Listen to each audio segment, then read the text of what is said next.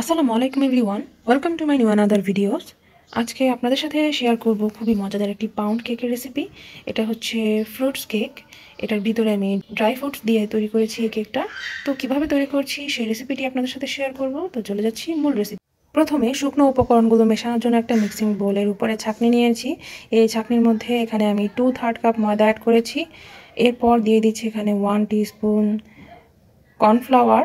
এখানে আমি 1 teaspoon cornflour দুইবার দিয়েছি, তাহলে 2 টিস্পুন কর্নফ্লাওয়ার হয়। এরপর আমি এখানে অ্যাড করে দিচ্ছি হাফ টিস্পুন বেকিং পাউডার।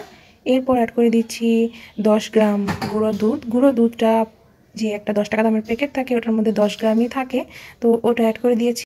গুঁড়ো দুধটা অবশ্যই দেওয়ার চেষ্টা করবেন, গুঁড়ো দুধটা দিলে কেকটা অনেকটাই সফট হয়। এরপর আমি ড্রাই ফ্রুটসগুলোকে এখানে ময়দা দিয়ে কোট করে নিচ্ছিলাম। 1 টেবিল চামচ ময়দা এখানে আমি দিয়ে তারপর ড্রাই ফ্রুটসগুলোর মধ্যে খুব ভালোভাবে মিশিয়ে এরপর এই ময়দাটাকে আমি ছাঁকনি দিয়ে চেলে রেখে দিয়েছি সাইড করে। এখন আমি এখানে নিয়েছি 100 গ্রাম বাটার। এখানে 100 গ্রাম বাটার আছে। বাটারটাকে রুম টেম্পারেচারে থাকতে হবে, একেবারে শক্ত না আবার একেবারে নরমও না, এই পর্যায়ে।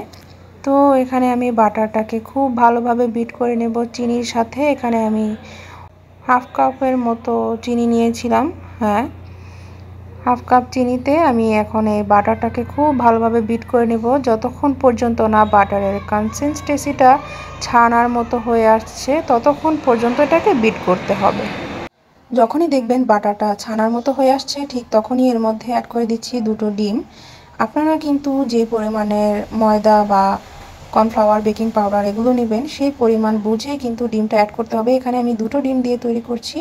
আপনারা যদি 4টা বা 5টা বা 6টা ডিম দেন তাহলে তার ময়দার মাপগুলো কিন্তু অন্যরকম হবে। ও এরপর আমি ডিমের সাথে খুব ভালোভাবে বাটারটা মেশানো হয়ে গেলে এখন আমি শুকনো উপকরণগুলোকে দিয়ে একবার একটু বিট করে নেব। যেহেতু পাউন্ড কেকের মধ্যে আপনার স্পঞ্জি ভাব বা তেমন একটা কিছুর প্রয়োজন নাই। এখন আমি এটাকে খুব ভালোভাবে বিট করে নিয়েছি আর এরপর দেখতে পাচ্ছেন ড্রাই ফ্রুটসগুলো মিশিয়ে নিয়েছি। এখন এটাকে আমি একটা মোল্ডে ঢেলে দেব। যে মোল্ডে আমি বেক করব সেই মোল্ডটাকে আমি আগে বাটার দিয়ে একটু মাখিয়ে রেখেছিলাম। বাটারটা যদি আগে থেকে ব্রাশ করে রাখেন মোল্ডের মধ্যে তাহলে কিন্তু আপনার কেকটা বেক করার পর মোল্ড আউট করতে খুবই সুবিধা হয়। আর যেহেতু এটা বাটার দিয়ে তৈরি করছি, বাটার পাউন্ড কেকটা কিন্তু খেতে খুব মজারই হয়। আমি উপর দিয়েও কিছু টুটি ফুটি দিয়ে দিচ্ছি যাতে করে দেখা যায়, কিন্তু পরবর্তীতে এটা হয়তো বা দেখা যায়নি।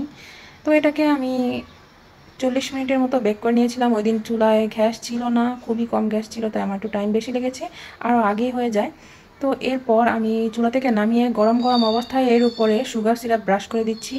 এর ফলে কিন্তু এটা অনেকটাই সফট থাকে আর খেতেও খুব মজার হয়। এখন আমি পাউন্ড কেকটা আপনাদের সামনে কেটে দেখাচ্ছি আর দেখতে পাচ্ছেন কতটা পারফেক্টলিভাবে বেক হয়েছে। আর ড্রাই ফ্রুটসগুলো কিন্তু খুব সুন্দরভাবে দেখা যাচ্ছে। তো অবশ্যই আমার রেসিপিটি ভালো লাগলে আমার ভিডিওতে একটা লাইক কমেন্ট শেয়ার করে দিবেন। আর যদি ভালো লেগে থাকে তাহলে অবশ্যই আমার চ্যানেলটা সাবস্ক্রাইব করে দিতে ভুলবেন না। আল্লাহ হাফেজ।